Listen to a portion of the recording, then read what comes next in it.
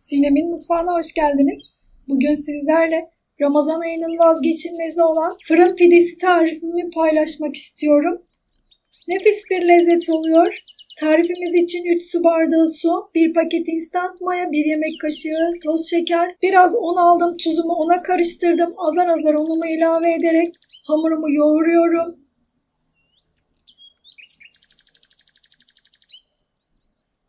Hamurumun kıvamı bu şekilde olacak. Toplamda 6,5 su bardağı kadar un kullandım. Hamurumun üzerini kapatıp mayalanmaya bırakıyorum.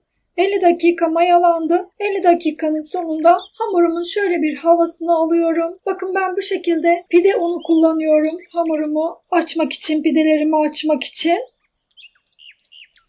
Pide ununu böyle lahmacun pide yapan fırıncılarda bulabilirsiniz. Bazıları satıyor. Ben de onlardan almıştım. Hamurumu iyice bakın pide unuyla tekrar böyle bir toparlıyorum. Bunların iyice birbirine karışması için, hamura özleşmesi için iyice karıştırdıktan sonra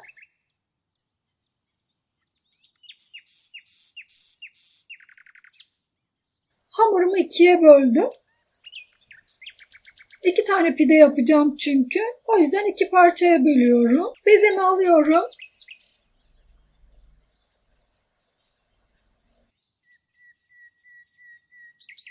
Tekrar pide unundan bakın altına serptim. Yağlı kağıt serilmiş fırın tepsisine aldım. Tepside açacağım. İkinci bezemi de aldım. Şimdi bezelerimi açıyorum. Tepside açıyorum. Elimle açıyorum. Elinizle çok rahat bir şekilde açabilirsiniz. Böyle bir karışımım var. 1 yemek kaşığı unu biraz suyla açtım. Elimi bu karışıma, unlu karışıma batırarak pidelerimi açıyorum. Fırınlarda pidelerin üzerine bu şekilde unlu karışım, un ve su karışımı sürüyorlar ve o şekilde pideleri açıyorlar. Ben de bu karışımdan kullanıyorum. Böyle mis gibi nefis fırın pideleri hazırlayacağız inşallah.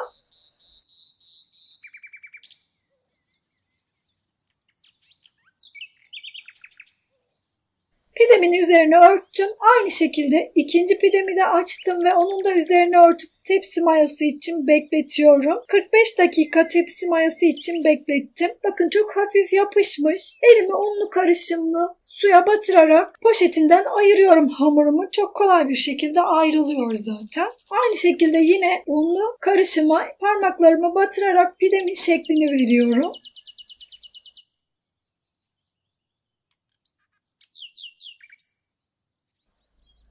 Önce kenarlarının şeklini verdim. Şimdi diğerlerinin şeklini veriyorum.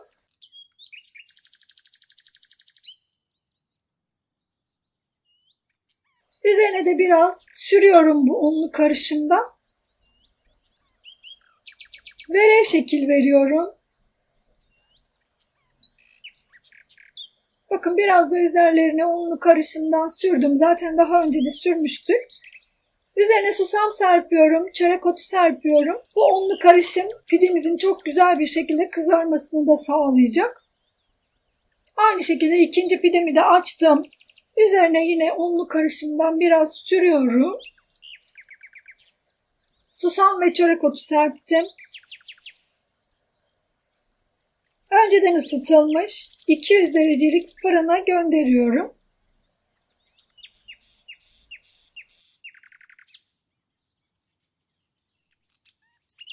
25 dakikada benim pidelerim pişti. Üzerini hafif örtüp 5 dakika sonrasında servis edebilirsiniz. Bakın böyle hafif çıtır çıtır. İçi yumuşacık. Nefis pideler oldular. Bakın şu anda çok sıcak olmasına rağmen elimle bastırıyorum ve tekrar eski haline geliyor. Hiçbir şekilde ezilme, hamurlaşma yok. Nefis pideler oldu. Umarım sizler de dener ve beğenirsiniz. Beğeni ve yorumlarınızı bekliyorum. İzlediğiniz için teşekkürler. Bir sonraki tarifimde görüşmek üzere. Hoşça kalın.